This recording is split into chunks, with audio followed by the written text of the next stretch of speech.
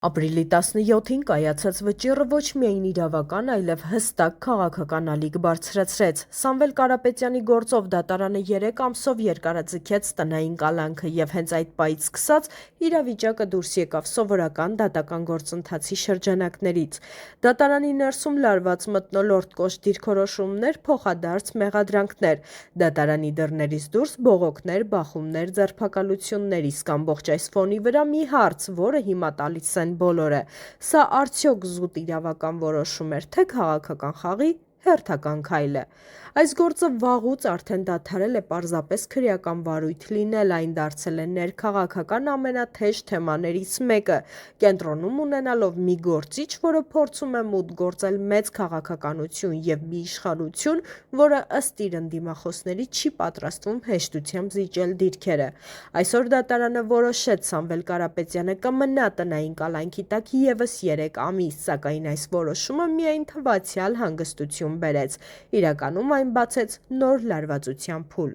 Դատական նիստը սկսվեց լարված մթնոլորտում, պաշտպանական կողմը պահանջում էր ազատել Կարապետյանին տնային կալանքից, նշելով, որ խափանման միջոցը անհիմն է եւ սահմանափակում է նրա քաղաքական գործունեությունը։ Փաստաբանները շեշտում էին, որ առաջիկայում նախատեսված են կարևոր քաղաքական գործընթացներ եւ Կարապետյանը պետք է կարողանա լիարժեք մասնակցել դրանց։ Նրանք նաեւ ընդգծում էին, որ գործը ունի ակնհայտ քաղաքական ենթատեքստ։ Մյուս կողմից դատախազությունը պնդում էր հակառակը։ Ըստ մեղադրող կողմի կամ բավարար հիմքեր պահպանելու խափանման միջոցը, քանի որ նրանց ձևակերպմամբ առկա են ռիսկեր, որոնք կարող են խոչընդոտել գործի քննությանը։ Դատարանը լսեց կողմերին եւ ըստ էության ընտրեց պահպանողական տարբերակը չփոխել իրավիճակը եւ երկարաձգել տնային կալանքը։ Սակայն որոշման մեջ կար մի հետաքրքիր դետալ. Կարապետյանին թույլատրվեց հարցազրույցներ տալ։ Սա շատերի համար դարձավ քննարկման թեմա, մի կողմից սահմանափակում կամ մյուս կողմից թողնված է հանրային խոսքի որոշակի հնարավորություն։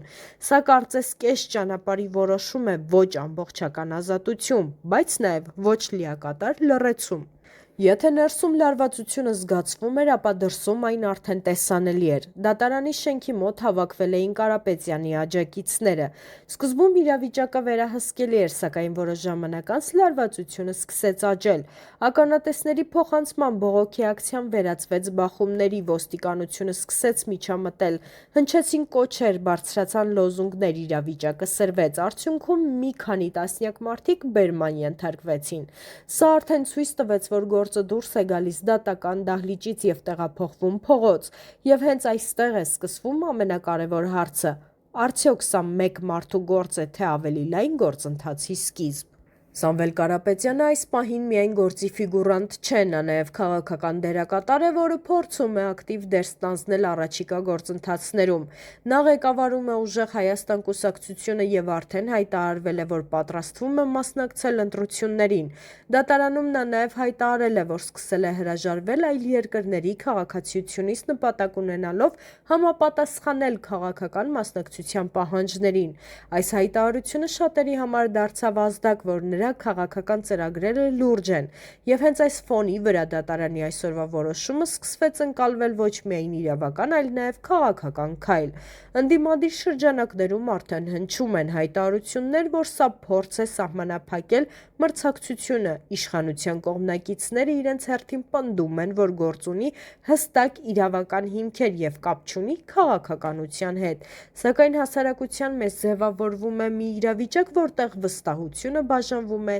երկու մասի։ Դատարանի որոշումից հետո Կարապետյանի պաշտպանական թիմը հայտարարեց, որ պատրաստվում է բողոքարկել այն։ Փաստաբանները պնդում են, որ որոշումը անհիմն է եւ խախտում է նրա իրավունքները։ Նրանք նաեւ նշում են, որ սահմանափակումները նույնիսկ այս ձևաչափով ազդում են նրա քաղաքական գործունեության վրա։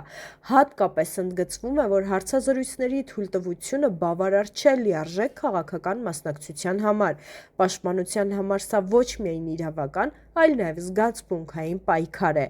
Այսօրվա որոշումը չի փակել թեման, այն հակառակը բացել է նոր փուլ։ Առաջիկա շաբաթներին սպասվում են մի քանի կարևոր զարգացումներ՝ բողոքարկման գործընթաց, քաղաքական ակտիվացման փորձեր, հնարավոր նոր բողոքի ակցիաներ։ Բացի այդ, շատ բան կախված է նրանից, թե ինչպես կզարգանա ընդհանուր քաղաքական իրավիճակը երկրում։ Եթե լարվածությունը շարունակվի աճել, ապա այս գործը կարող է դառնալ ավելի լայն գործընթացների կատալիզատոր։ Այս գործը կարևոր է ոչ միայն մեկ անձի ճակատագրի տեսանկյունից, այն ցույց է տալիս, թե ինչպես են Հայաստանում հատվում իրավական և քաղաքական գործընթացները։ Երբ դատարանի որոշումը անմիջապես դառնում է փողոցային բողոքի պատճառ, դա նշանակում է, որ հասարակության ներսում կան խորքային հակասություններ, և այս հակասությունները չեն լուծվում մեկ որոշմամբ։ Այսպիսով, այսօր Երևանում տեղի ունեցածը պարզապես դատական նիստ չէր, դա մի իրադարձություն էր, որը միաժամանակ ազդեց իրավական, քաղաքական և հասարակական դաշտերի վրա։ Սամվել Կարապետյանի տնային կալանքի երկարաձգումը 3 ամսով դարձել է նոր լարվածության կետ, իսկ ամենակարևոր հարցը դեռ բաց է մնում։ Սա արդյոք իրավական գործընթաց է, թե քաղաքական պայքարի հերթական դրվագ։ Պատասխանը ամենայն հավանականությամբ կտա ոչ թե մեկ որոշում, այլ առաջիկա զարգացումների ամբողջ շղթան, և հիմա բոլորի հայացքները կրկին ուղղված են դեպի դատարան։ Բաժանորդագրվեք ալիքին, սեղմեք լայք և գրեք ձեր կարծիքը մեկնաբանություններում։ Ինչ եք կարծում, սա քաղաքական հետապնդում է, թե արդար որոշում։